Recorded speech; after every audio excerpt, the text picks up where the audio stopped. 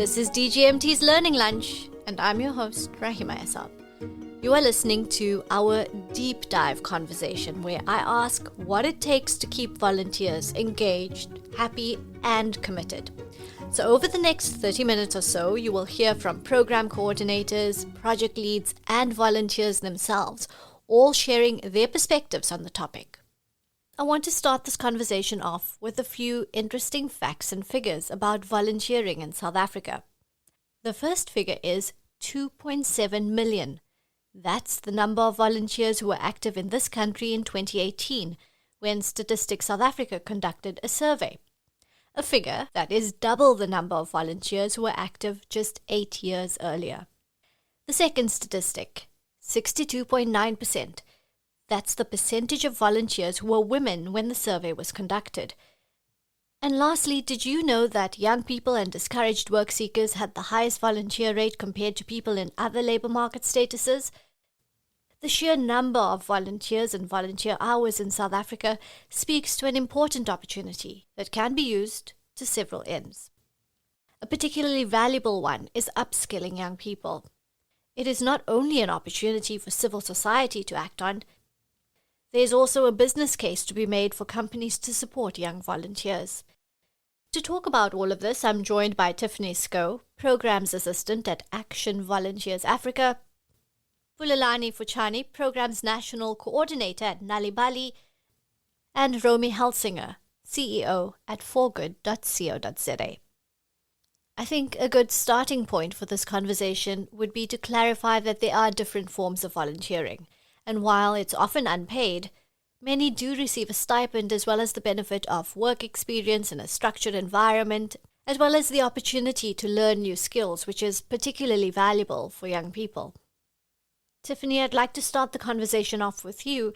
Tell me about the different forms of volunteering and the recruitment tool that you use to assess whether a candidate is the right fit. There are basically two forms of volunteering. There's formal and non-formal volunteering. So with formal volunteering, it's more structured and there's usually certain outcomes that you want to meet. There's also an agreement with an organization and with volunteers about how much time they're going to be spending on a particular program, how much days. It's very set. There's a structure and you have to follow a particular structure. And then there's non-formal volunteering. And non-formal volunteering is basically community work, so it's random acts of kindness. So working in a soup kitchen would be an example. And then maybe volunteering at a daycare, cleaning your community. So that's more non-formal. There's not really any structure to it, and you do it when you feel that you can. We have a 3-step recruitment process that we follow at AVA. The first is screening. So we have different programs within our organization and every program has different requirements. So we first screen the interns to make sure they at least meet the minimum requirements that they would need in order to join us. We then have assessments that we do with them. So once they're done with the screening and they make it through, we then have like literacy and numeracy assessments because we work in schools. So we need to make sure that the youth knows the basics of primary school maths and literacy. Once that is done and they pass the assessment, we then have the normal interview. And that's a mixture of normal interview questions you would get when you go to any job and also very scenario-based questions. So we're asking them to put themselves in the position of being, they are now one of our interns and this is a potential thing that could possibly happen. How would they then deal with it? What skills do they have that can end like positively? Civil society organizations tend to employ young people as volunteers in the communities in which these organizations operate, so that they are not simply passive beneficiaries but are active participants in the work of civil society.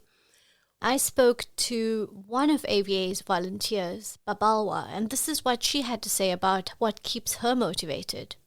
My name is Babalwa Bobo, and what keeps me motivated as a volunteer is seeing results, because I volunteer in a primary school. So when I see the learners progress and making a progress in their academics, that motivates me. And the fact that I see growth in myself. The volunteer work that I do at a primary school is academics in maths and English, We do an after-school program with the Year Beyond, and we tutor the learners in the after-school space.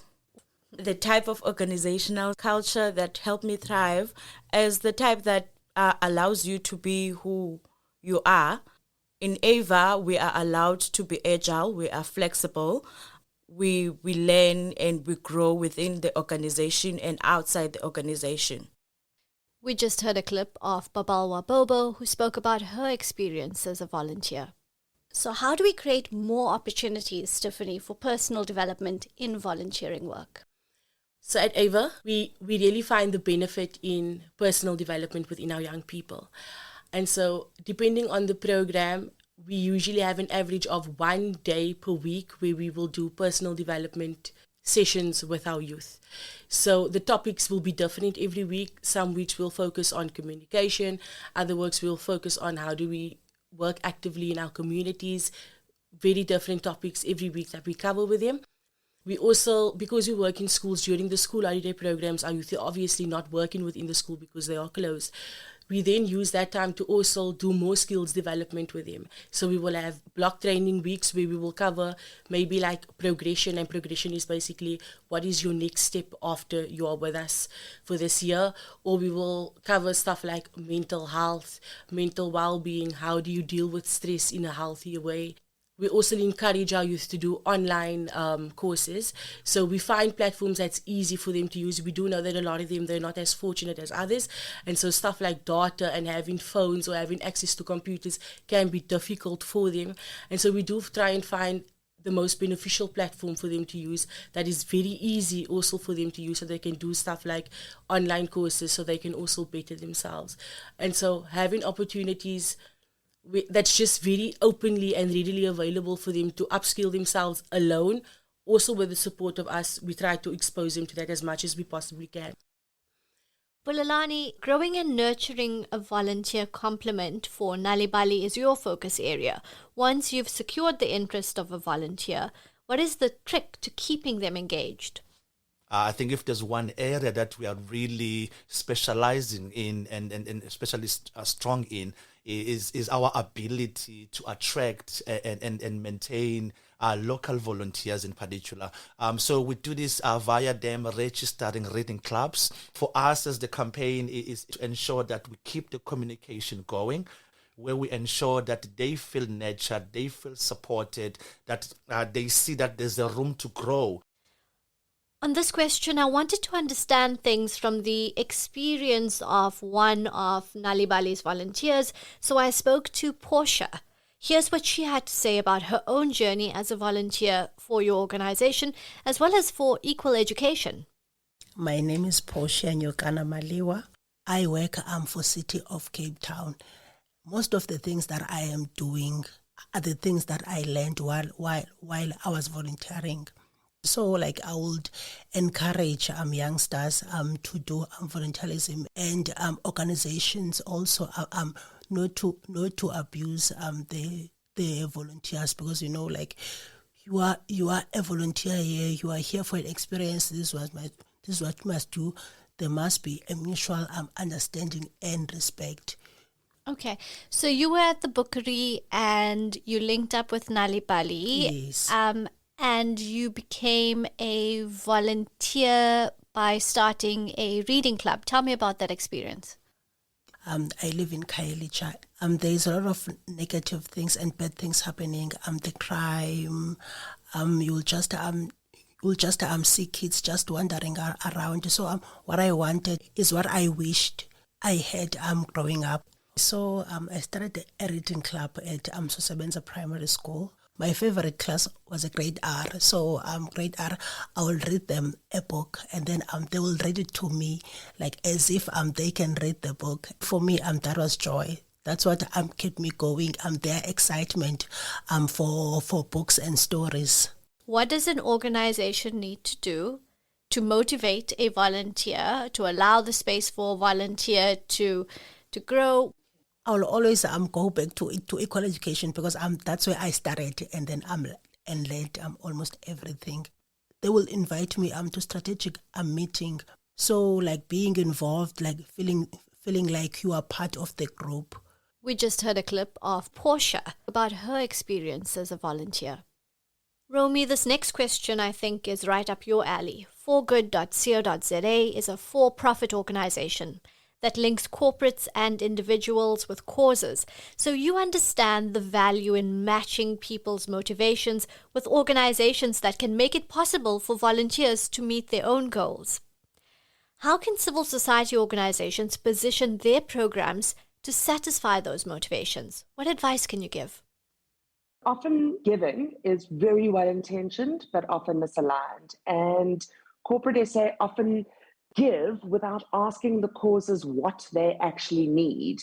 And what we do as For Good as a company is we offer the causes an opportunity to upload what they need in real time. Now, with our 20 corporates that we've got on board, we sit on a plethora of skilled volunteers in the sector. So, for instance, if you're in marketing, perhaps don't go and paint that ECD wall. Rather offer your specific marketing services to the cause. If you're an auditor, audit their financials. They would never have access to audited financials because they don't have the resources or the money to implement it. So it really is in terms of skilled volunteering. This next question, I think, is for everyone. Let's talk about how to help volunteers transition from voluntary work to employment. Romy, let's start with you.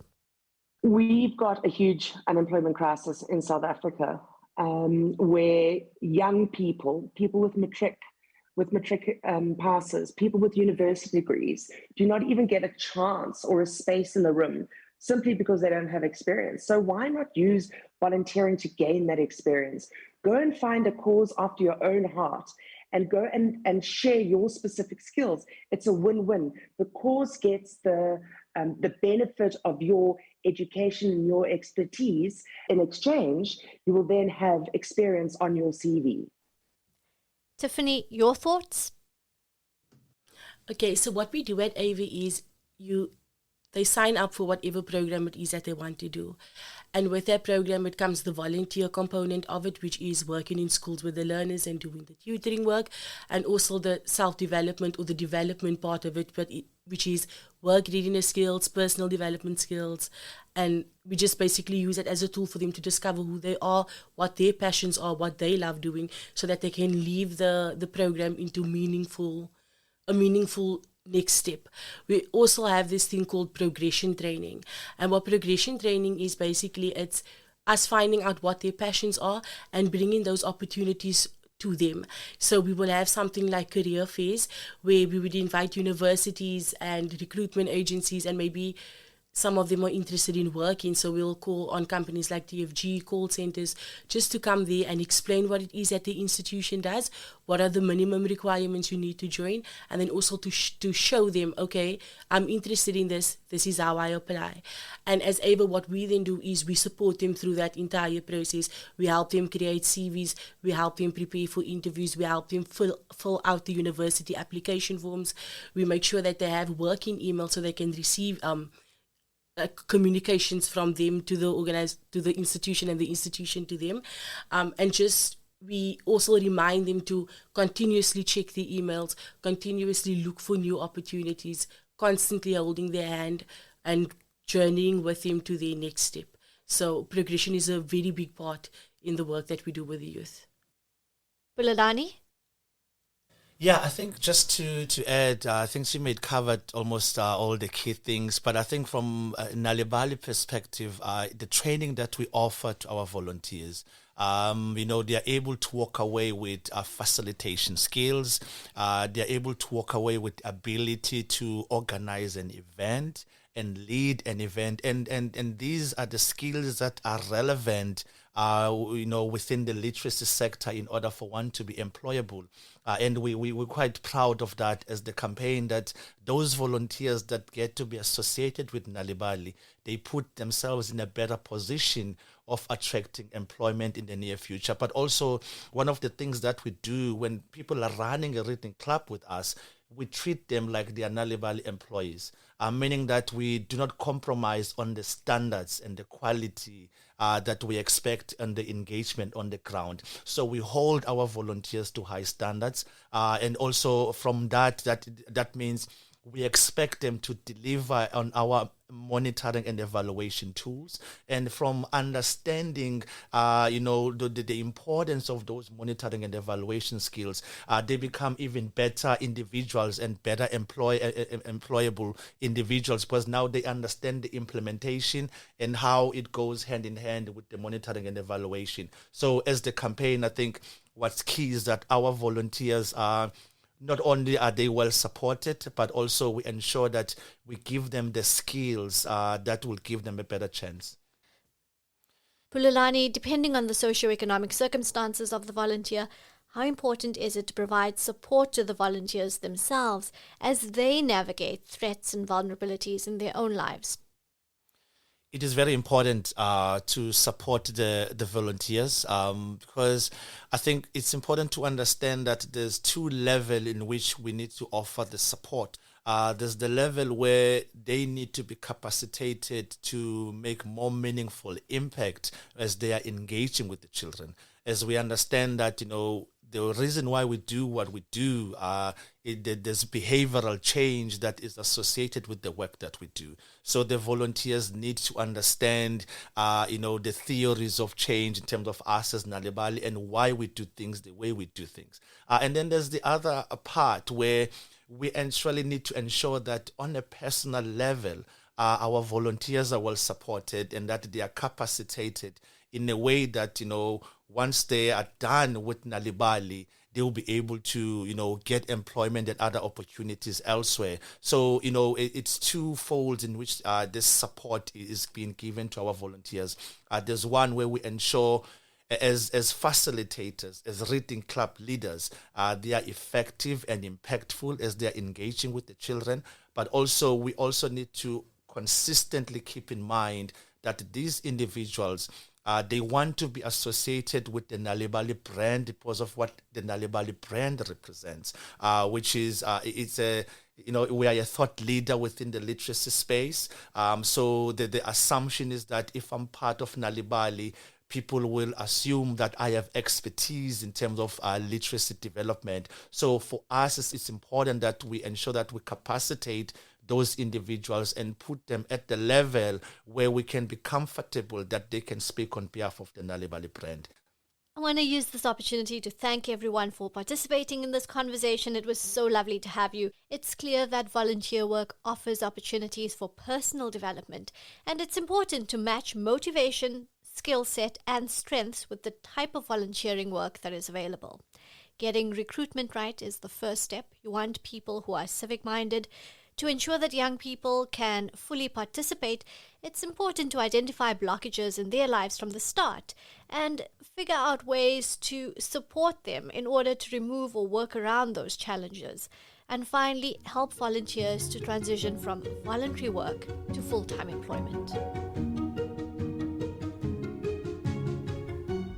And now, over to you, those listening to this podcast. Using what you have heard today, you can try this reflective exercise to think intentionally about how you retain, nurture, and support volunteers in your organization. You'll need a pen and paper to write down these steps or download the takeaway sheet from our website, learninglunch.dgmt.co.za. Think about the type of qualities you are looking for in a volunteer so that you can match the right person to the volunteer opportunity. Write these down on a piece of paper and compare notes with your colleagues. Now think about the criteria for the volunteer opportunity and write them down before comparing notes with your colleagues. Using the qualities and criteria that you listed, see if you can draft a recruitment tool that will be able to screen for the right candidate. The National Youth Development Agency has a booklet that can help. You will also find it on our website along with the rest of the takeaway instructions. This was DGMT's Learning Lunch. Until next time.